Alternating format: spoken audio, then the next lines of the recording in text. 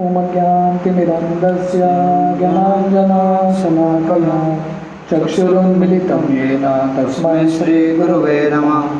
श्रीचैतन्यमनोभीष्टं स्थापितं येन भूतले स्वयं रूप कदा मह्यं ददाति स्वपदान्तिकं। वन्देऽहं श्रीगुरु श्रीयुतापदकमलं श्रीगुरो वैष्णवांश्च श्रीरूपं साग्रजातां सहगना रघुनाथान्वितं तं सजीवं साद्वैतं सावधूतं परिजनसहितं कृष्णचैतन्यदेवं श्रीराधा कृष्णपादां सहगना ललिता श्रीविशाखान्वितंश्च। नमो विष्णुपादाय कृष्णपृष्ठाय भूतले श्रीमते भक्तिवेदांत स्वामीति नामिने। नमस्ते सरस्वती देवे गौरवाणी प्रचारिणे निर्विशेष शून्यवादी पाश्चात्यदेशतारिणे। वंशाकल्पतरुभ्यश्च कृपा सिन्धुभ्येव च पतितानां पावनेभ्यो वैष्णवेभ्यो नमो नमः। जय श्री कृष्ण चैतन्य प्रभु नित्यानंद श्री अद्वैत गदाधर श्रीवासादि गौरभक्तवृंद। हरे कृष्णा कृष्णा कृष्णा हरे हरे, हरे राम राम राम हरे हरे। हरे कृष्णा। टेक्स्ट 34। एवं नृपाणां क्षितिभारजन्मनां अक्षोनिभिः परिवृत्त तेजसां विद्याय वैरं श्वसनो यथानलं मितो वदेनो परतो निरायुध। The Lord was pacified after killing those kings who were burdensome to the earth. They were puffed up with their military strength, their horses, elephants, chariots, infantry, etc. He himself was not a party in the fight. He simply created hostility between the powerful administrators and they fought among themselves. He was like the wind which causes friction between bamboos and so sparks a fire. तो यहाँ पे वर्णन आ रहा है कि कैसे कृष्ण जो असुर ये धरती के लिए भार बनते हैं, ऐसे असुर एक दूसरे के साथ झगड़ा करते हैं और एक दूसरे को मार देते हैं। जैसे एक वन में हवा के अभाव से दो लकड़ी घिसता है साथ में और आग लगता है। तो कलयुग का लक्षण मतलब मतभेद। कलयुग में बिना कुछ कारण का झगड़ा होता रहेगा, तो ये कलयुग है। तो महाभारत के समय कृष्ण ने यही किया, दो राजा साथ में आके एक दूसरे को मार देते हैं।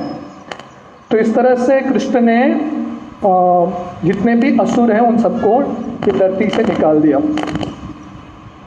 तो हमने देखा, ये तात्पर्य पढ़ रहे थे, श्रील प्रभुपाद उसमें लिख रहे हैं, the deluding energy is my potency and thus it is not possible for the dependent living beings to supersede the strength of the material modes. तो गीता में भगवान बोलते हैं देवी एष गुणमयी मम माया दुरत्यया। तो भगवान बोलते हैं कि ये जो भौतिक शक्ति है इसको पार करना बहुत मुश्किल है। तो बहुत सारे शक्तिशाली राजा हुए और उनको लगा कि हम ये सृष्टि का स्वामी है, पर भगवान ने दिखा दिया कि ये भौतिक शक्ति को कोई पार नहीं कर सकता। But those who take shelter in me can cross over the gigantic ocean of material energy. देवी एषा मममयी गुणमाया दुरत्यया मामेव ये प्रपद्यन्ते मायामेतां तरन्ति ते। तो भगवान बोलते हैं कि ये जो माया है उसको पार करना बहुत मुश्किल है, पर जो मेरे शरण लेता है वो बहुत आसानी से पार कर लेता है। This means that no one can establish peace and prosperity in the world by fruitive activities or by speculative philosophy or ideology. तो प्रभुपाद बताते हैं ये दुनिया में शांति पाना है तो भौतिक कर्म के वजह से या ज्ञान के वजह से कोई शांति पा नहीं सकता। तो शांति पाने का तरीका क्या है? The only way is to surrender unto the supreme lord and thus become free from the illusion of the deluding energy. तो एक ही तरीका है, हमको भगवान के शरण जाना है। Unfortunately, persons who are engaged in the destructive work are unable to surrender to the supreme person of Godhead। पर दुर्भाग्यवश जो असुर हैं उनको भगवान के शरण जाना इतना आसान नहीं है। They are all fools of the first order। They are the lowest of human species।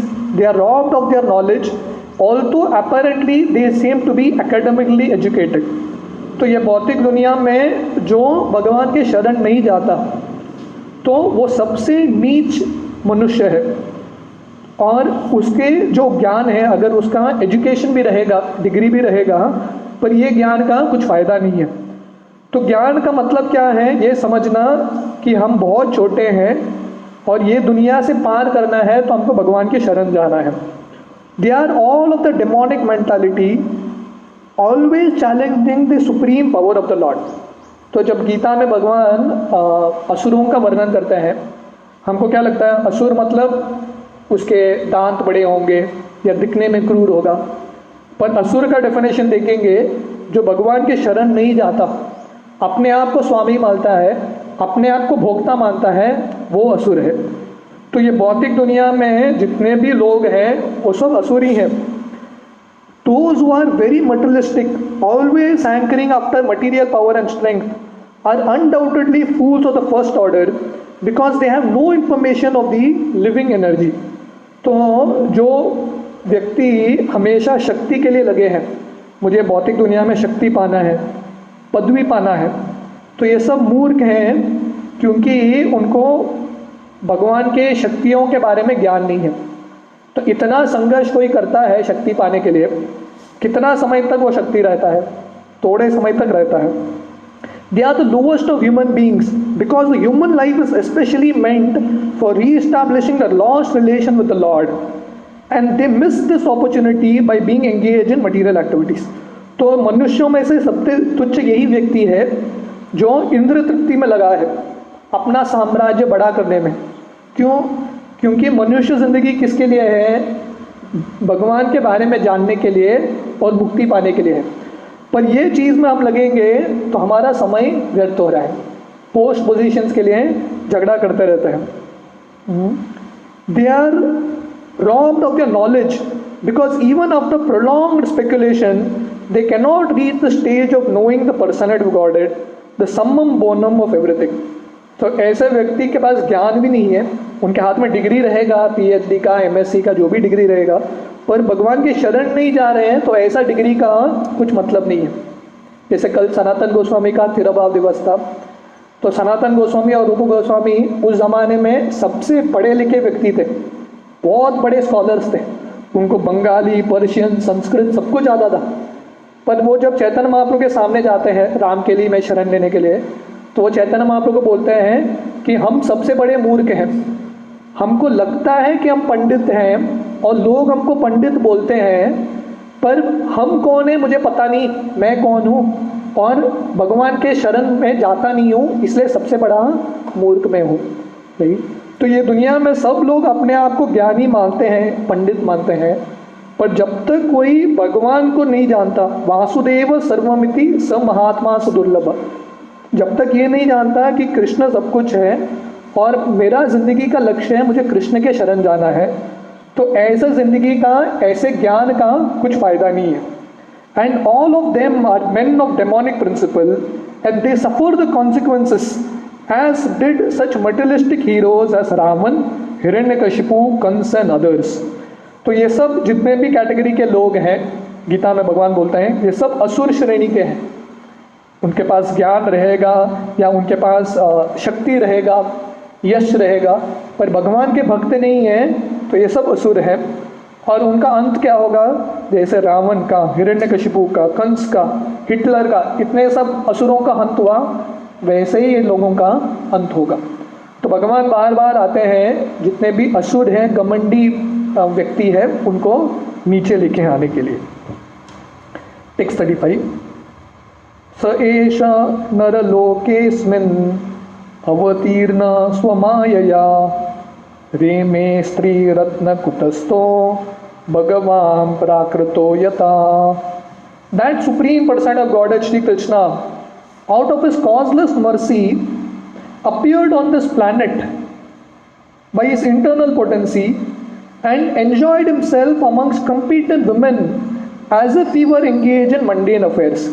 तो वो पुरुषोत्तम भगवान स एष नरलोकेऽस्मिन्, वो जो भगवान हैं जो ये धरती पे मनुष्य के रूप में आए हैं, तो अवतीर्ण स्वमायया, अपने स्वयं के माया से अवतार लेते हैं. हम सब जब अवतार लेते हैं, हम चुनाव नहीं करते हमारे माता पिता कौन होंगे, हम चुनाव करके नहीं आते. कर्म के अनुसार हमको किसी जगह पे किसी माता पिता के द्वारा जन्म लेना पड़ता है, पर भगवान चुनाव करके आते हैं कौन सा समय पे जन्म लेना है, कौन से माता पिता के द्वारा जन्म लेना है. इसलिए स्वमायया, अवतीर्ण स्वमायया. तो ऐसे जो भगवान हैं जब अवतार लेते हैं वो क्या करते हैं, रेमे स्त्री रत्न कुतस्थो, तो जो कंपीटेंट स्त्री है, जो पुण्यवान गुणवान स्त्री हैं, इन स्त्रियों के साथ भगवान लीला करते हैं. भगवान प्राकृतो यथा, तो ऐसा लगता है कि जैसे साधारण मनुष्य पुरुष और स्त्री के बीच में आदान प्रदान हो रहा है, वैसे भगवान अपने पत्नियों के साथ आदान प्रदान करते हैं. पर ये दिखने में ऐसा है, पर ये भगवान का लीला है. Purport, the Lord married and lived like a house holder. तो भगवान गृहस्थ के रूप में कैसे जीना चाहिए उन्होंने सिखाया. This is certainly like a mundane affair, but when we learn that he married 16,108 wives and lived with them separately in each and every palace, certainly it is not mundane. तो कोई बोलेगा कृष्ण ने शादी किया, कृष्ण गृहस्थ है, तो बोलेगा मैं भी तो गृहस्थ हूँ, फर्क क्या है, कृष्ण कौन से बड़े हैं. पर कृष्ण का गृहस्थी है कि कृष्ण ने 16,108 रानियों से शादी किया और 16,108 महल थे उन सबके. तो ये साधारण नहीं है. कोई बोलेगा मैं कृष्ण का नकल करूँगा, इतना कोई नकल नहीं कर सकता. हाँ, तो इसलिए कृष्ण का जो गृहस्थ जीवन है साधारण नहीं है, भौतिक नहीं है. Therefore, the Lord, living as a householder amongst his competent wives, is never mundane, and his behavior with them is never to be understood as mundane sex relations. तो इसलिए भगवान का जो गृहस्थी है भौतिक नहीं है, जीवों का गृहस्थी जैसा नहीं है. इसलिए भगवान का जो उनके पत्नियों के साथ आदान प्रदान है वो भौतिक सेक्स रिलेशन, भौतिक स्तर पे जो आकर्षण होता है पुरुष और स्त्री का, वो स्तर पे नहीं है. The women who became the wives of the Lord were certainly not ordinary women, because to get the Lord as one's husband is the result of many millions of births of tapasya. तो जो स्त्री भगवान के पत्नी बनते हैं ये सब साधारण स्त्रियां नहीं है, क्योंकि भगवान किसके पति बनेंगे, जिन्होंने जन्म जन्मांतर करोड़ों अरबों सालों तक तपस्या किया है, ऐसे ही व्यक्ति भगवान का पति बन सकते हैं.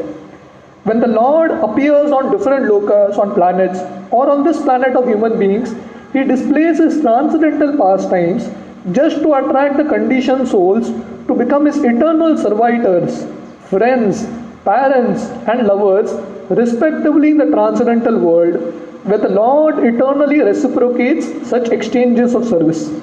तो भगवान जब अलग अलग लोक में अवतार लेते हैं, या ये भूलोक में हम सब मनुष्यों के बीच में भगवान अवतार लेते हैं, भगवान अनेक सारे लीलाएं करते हैं. किस लिए, हम सबको एक ट्रेलर देने के लिए, झलक देने के लिए, हम सब जीवों को बताने के लिए हम सब भगवत धाम जाएंगे. तो ये सब लीला विस्तार में हमको भगवान के साथ भाग लेने का अवसर मिलेगा. शांत रस में, धास्य रस में, सख्य रस में, वात्सल्य रस में, माधुर्य रस में. Right, service is pervertedly represented in the material world and broken untimely resulting in sad experience. तो कोई बोलेगा अरे मुझे भगवत धाम जाके शांत रस, दास्य रस, सख्य रस, वात्सल्य रस, माधुर्य रस क्यों अनुभव करना है, ये दुनिया में भी मैं अनुभव करूँगा, ये दुनिया में भी मेरे दोस्त हैं सख्य रस से, ये दुनिया में भी मेरे माता पिता हैं उनसे मुझे बहुत प्रेम मिलता है वात्सल्य रस से, ये दुनिया में भी पत्नी है माधुर्य रस है. पर प्रॉब्लम क्या है, ये दुनिया का जो रस है ये पांचों रस ये दुनिया में है, पर परवर्टेड रिप्रेजेंटेशन है. पूरे तरह से विकसित नहीं हुआ ये दुनिया में, इसलिए ये सब एक समय पे टूटेगा। जितना भी रिश्ता है वो सब टूटेगा और दर्द देगा। दोस्ती रहेगा पर बोल नहीं सकते कौन सा दोस्त कब कलर चेंज करे, और हृदय में बहुत टेस्ट लगता है, दर्द होता है। पति पत्नी साथ में रहते हैं बहुत साल बाद, 20 साल बाद, 30 साल बाद में डाइवोर्स हो जाता है, बहुत दर्द होता है, राइट। या आप किसी माता पिता से, कोई माता पिता उनसे बहुत प्रेम कर रहा है बच्चे से, पर समय के हिसाब से कोई चला जाता है, राइट, उनकी मृत्यु हो जाती है। तो ये भौतिक दुनिया में रस है, पर पूरे तरह से रस का आस्वादन नहीं होता हमको, क्योंकि एंड में दर्द देता ही है ये रस। इसलिए हमको ये पांचों रस का अनुभूति करना है तो कृष्ण के दाम जाना है। हाँ, कृष्णेर संसार करो चाड़ी अनाचार, तो हमको संसार करना है, फैमिली बनाना है तो कृष्ण के साथ बनाना है। भौतिक स्तर पे फैमिली बना के कुछ फायदा नहीं है, समय के साथ दर्द ही देगा।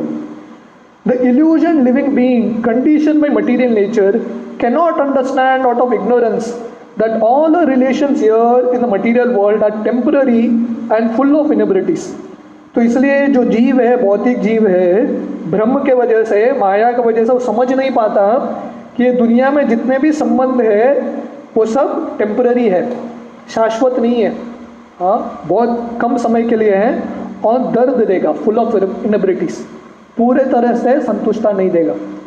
हर कोई चाहता है कि मेरे जीवन में ऐसा कोई व्यक्ति रहे तो मुझे पूरे तरह से समझ पाए, मेरे दर्द को समझ पाए, मैं जिस चीज़ से गुजर रहा हूँ वो समझ पाए, पर समझ नहीं पाते लोग, क्योंकि ये दुनिया के लोग कंप्लीट नहीं है। लोग अपने आप को समझ नहीं पाते, दूसरों को क्या समझ पाएंगे। तो इसलिए हमको संबंध बनाना है तो कृष्ण के परिवार के साथ। Such relations cannot help us be happy perpetually, but if the same relation is established with the Lord, then we are transferred to the transcendental world after leaving this material world and become eternally related with Him in the relation we desire. तो ये भौतिक दुनिया में संबंध बना के ज़्यादा मतलब नहीं है, क्योंकि ये भौतिक दुनिया का संबंध कष्ट ही देगा। इसलिए भागवतम में जब ध्रुव महाराज की कहानी आती है, ध्रुव महाराज जब उनके पिता के गोद में बैठने के लिए जाते हैं उत्तानपाद, उस समय उनकी जो सौतेली माँ है सुरुचि, वो ध्रुव को बोलती है नहीं तू बैठ नहीं सकता, क्योंकि तूने मेरे कोख से जन्म नहीं लिया, तो भाग जा इधर से, फिर से तू मृत्यु पाले, अगला जन्म तू मेरे कोख से जन्म ले, फिर से तू पिता के गोद पे बैठ पाएगा। तो ध्रुव रोते रोते उसके माँ के पास जाता है, सुनीति। तो उसकी माँ बोलती है देखो मैं भी कुछ कर नहीं सकती, तुमको सही में प्रेम चाहिए तो मेरे पास मत आओ, तुम कृष्ण के पास जाओ।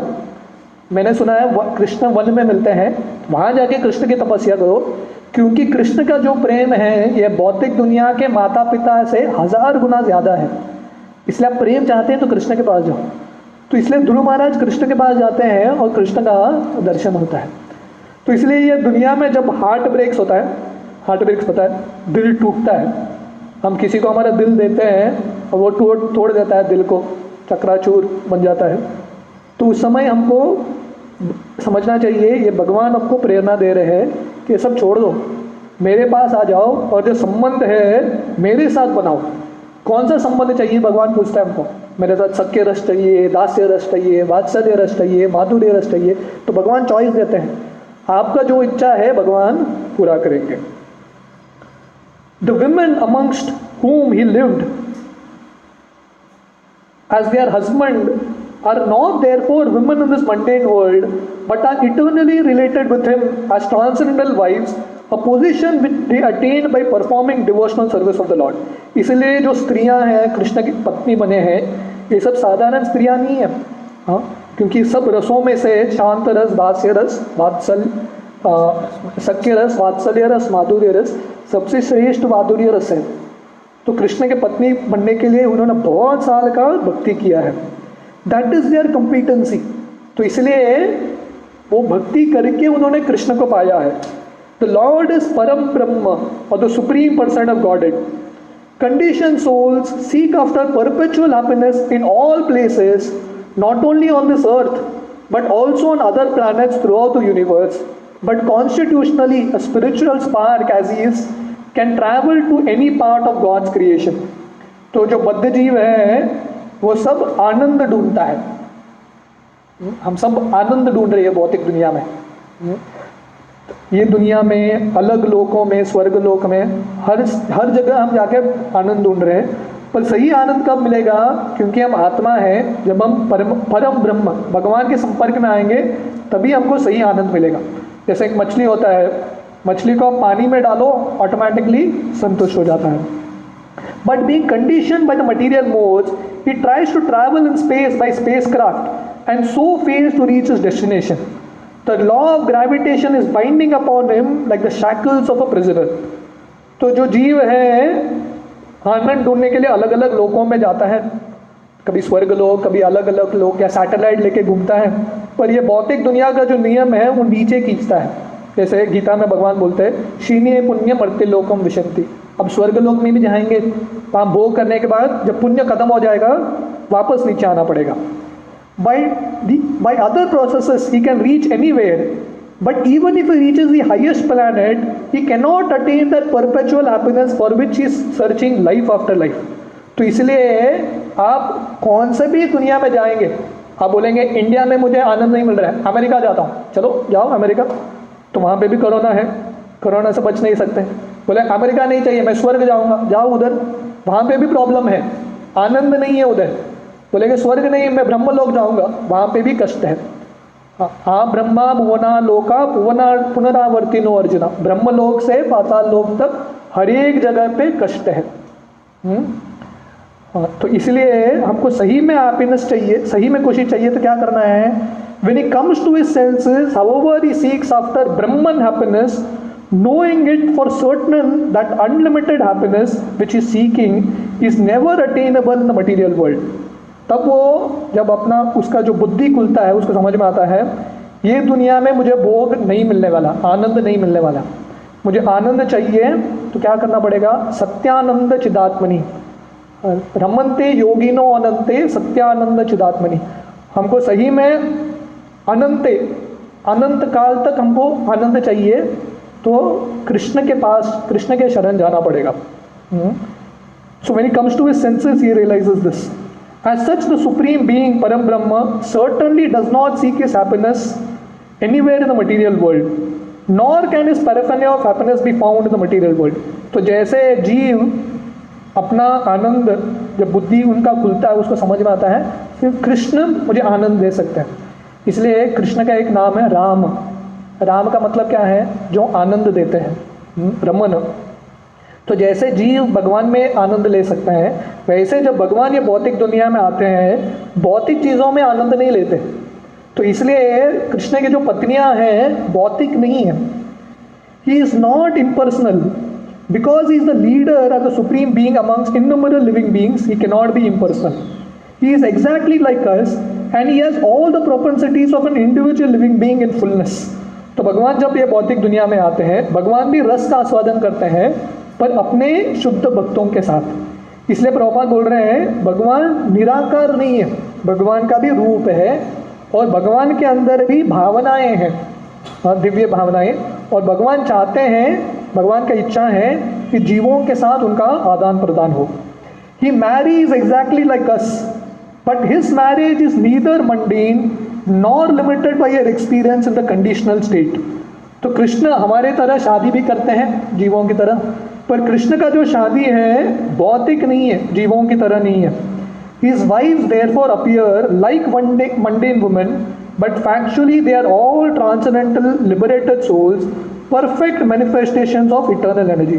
तो ऐसा दिखता है कि कृष्ण की जो स्त्रियां हैं भौतिक हैं, तो कृष्ण के जितना भी पत्नियां हैं वो सब लक्ष्मी देवी है, स्वयं अंतरंग शक्ति भगवान के, और इस तरह से भगवान उनके साथ आदान प्रदान करते हैं। टेक्स्ट 36। उदाम भाव पिशुमाल वल्गुहास वृंदावलोक निहतो मदनो पियाशाम सम्मूय चापम अजहात प्रमोदो मास्ता यस्येन्द्रियम विमतितुम कुहके नशेखु Although the queen's beautiful smiles and fruitive glances were all spotless and exciting, and although they could conquer Cupid himself by making him give up his bow in frustration, and although even the tolerant Shiva could fall victim to them, still, despite all their magical feats and attractions, they could not agitate the senses of the Lord. तो बहुत सुंदर है। तो यहाँ पर वर्णन आ रहे हैं कि कृष्ण कितने महान हैं। तो ये जो स्त्रियां हैं इतने सुंदर हैं, इतने सुंदर है कृष्ण की पत्नियां, मतलब उर्वशी भी फीका लगती है इन पत्नियों के सामने। तो कृष्ण की पत्नियां इतने सुंदर हैं, वो किसी पर स्माइल करेंगे या किसी के ऊपर उनका दर्शन देंगे तो ऐसा व्यक्ति पागल हो जाएगा उनका सुंदरता देख के। तो यहाँ पे वर्णन आता है कि जो कामदेव है, दूसरे के अंदर जो काम वासना पैदा करते हैं उनके बाणों के द्वारा, ऐसा जब कामदेव इन स्त्रियों को देखता है, कामदेव बेहोश होकर गिर जाता है, उसके हाथ से वो जो बाण है वो निकल जाता है। शिवजी का एक नाम है धीर। शिवजी अपने सेंसेस को कंट्रोल करते हैं पूरा, पर ऐसे शिवजी भी ये स्त्रियों का देख के मोहित होते हैं। पर ये जो स्त्रियां है कृष्ण को मोहित नहीं कर पाई, कृष्ण के इंद्रियों को जिता नहीं सकी। They couldn't conquer. बहुत प्रयास करते थे अपने अलग अलग जेस्चर से कृष्ण को मोहित करने के लिए, पर कृष्ण कभी मोहित नहीं हुए। Purport: the path of salvation or path of going back to Godhead always forbids the association of women, and the complete Sanatan Dharma or Varnashram Dharma scheme forbids or restricts association with women. तो प्रभुपाद बोल रहे हैं जिसको मुक्ति पाना है या भगवत धाम जाना है उसको स्त्री संग से दूर रहना चाहिए। ये सनातन धर्म और वर्णाश्रम धर्म है कि कैसे धीरे धीरे संन्यास की ओर बढ़े। How then can one be accepted as a supreme person of godhead who is addicted to more than 16,000 wives. तो बोल रहे हैं कि भगवान की प्राप्ति करना है तो किसी को स्त्री संग से दूर रहना पड़ेगा, काम वासना से। पर जिस भगवान की हम पूजा कर रहे हैं, जिस भगवान के प्राप्त करने के लिए इतना संघर्ष कर रहे हैं, वो भगवान क्या कर रहे हैं? 16,000 पत्नियों के साथ मजा मार रहे हैं। अपने भक्तों को भगवान बोल रहे हैं आप लोग कंट्रोल करो, ब्रह्मचारी रहो, और भगवान क्या कर रहे हैं? 16,000 पत्नियों के साथ शादी किया है। This question may be relevantly raised by inquisitive persons really anxious to know about the transcendental nature of the Supreme Lord. तो प्रभुपाद बोल रहे हैं प्रश्न तो अच्छा है कि आप लोग ब्रह्मचर्य का पालन कर रहे हैं पर भगवान तो मजा मार रहे हैं, ऐसा भगवान का आप क्यों पूजा कर रहे हैं? तो उसका उत्तर यहाँ पे आ रहे हैं। And to answer such questions, the sages at Naimisharanya have discussed the transcendental character of the Lord in this and the following verses. तो उत्तर देने के लिए नैमिषारण्य के जो ऋषि मुनि हैं यहाँ पे वो डिस्कस कर रहे हैं। It is clear herein that the feminine attractive features which can conquer Cupid or even the supermost tolerant Lord Shiva could not conquer the senses of the Lord. तो यहाँ पे वर्णन आता है जो ये स्त्रियों के जो स्त्री के लक्षण है, सुंदरता है, वो कामदेव को मोहित कर सकता है। जो शिवजी धीर हैं उनको भी विचलित कर सकता है, पर कृष्ण के इंद्रियों को उस पर विजय प्राप्त नहीं किया। Cupid's business is to invoke mundane lust. तो कामदेव का कार्य क्या है? हर एक जीव के हृदय में काम वासना उत्पन्न करना। The whole universe is moving, being agitated by Cupid's arrow. तो पूरा ब्रह्मांड चल रहा है किसकी वजह से? कामदेव के बाणों के वजह से। वो एक ही चीज़ है, पूरी दुनिया को चला रहा है। The activities of the world are being carried on by the central attraction of male and female. तो ये पूरा जो भौतिक दुनिया है चल रहा है, उसका पीछे प्रेरणा, हर एक चीज़ के लिए पीछे प्रेरणा होता है। वो प्रेरणा क्या है? पुरुष और स्त्री के बीच में आकर्षण। A male is searching after a mate to his liking and a female is looking after a suitable male. तो इस दुनिया में जो पुरुष है वो सुटेबल स्त्री को ढूंढ रहा है, मेरे काबिल कौन सी स्त्री रहेगी, और जो स्त्री है पुरुष को ढूंढ रही है। हर एक परफेक्ट व्यक्ति को ढूंढता है। हर एक लड़के को लगता है कि मुझे परफेक्ट गर्ल मिलना चाहिए, और हर एक जो लड़की को लगता है परफेक्ट मुझे पुरुष मिलना चाहिए। हर कोई ढूंढ रहा है। That is the way of material stimulus. As soon as a male is combined with a female, the material bondage of a living being is at once tightly interlocked by sex relations, and as a result of this, both the males and females attraction for sweet home, motherland, bodily offspring, society, friendship, and accumulation of wealth becomes the illusory field of activities, and thus a false but indefatigable attraction for the temporary material existence which are full of miseries is manifest. तो इसलिए वर्णन आता है भागवतम में, बहुत बार ये श्लोकों का वर्णन आता है, जब पुरुष और स्त्री साथ में आते हैं और उनका साथ में बंधन होता है और संबंध होता है, उसके साथ साथ क्या होता है, भौतिक दुनिया के प्रति आकर्षण बढ़ता रहता है, आसक्ति बढ़ता रहता है। तो वर्णन आता है कि साथ में आने के बाद तुरंत घर चाहिए।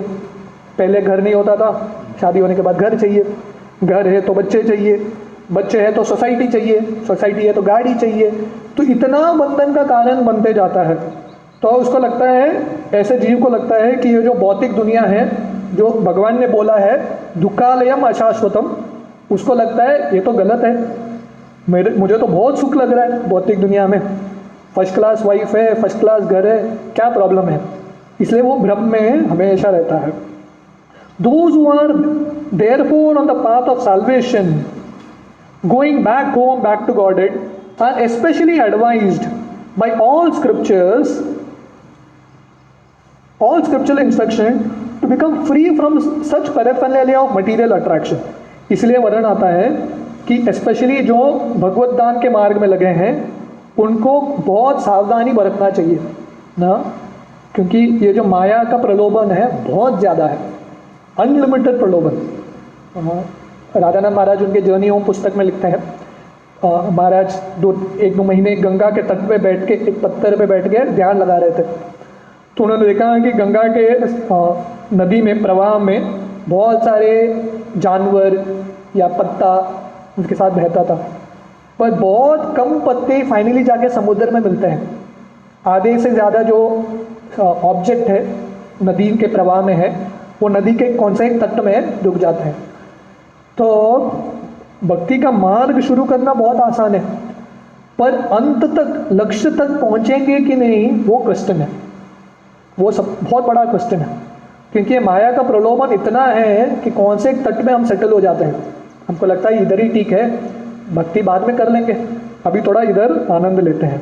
इसलिए हर एक ग्रंथों में वर्णन आता है कि जिसको भगवत धाम की प्राप्ति करनी है, उसके भौतिक जो आकर्षण है उससे दूर रहना है। And that is possible only by the association of devotees of the lord who are called mahatmas. इसलिए अगर कामदेव के वासना से मुक्त पाना है, तरीका एक ही है, वो क्या है, भक्तों का संग, शुद्ध भक्तों का संग। नहीं तो हमारे पास शक्ति नहीं है इसे बाहर उठने के लिए। जब शुद्ध भक्तों का संग मिलेगा, उनकी कृपा मिलेगी, तब ये काम वासना से हम बाहर निकल सकते हैं। तो हम इसका आगे का तात्पर्य आज शाम को देखेंगे।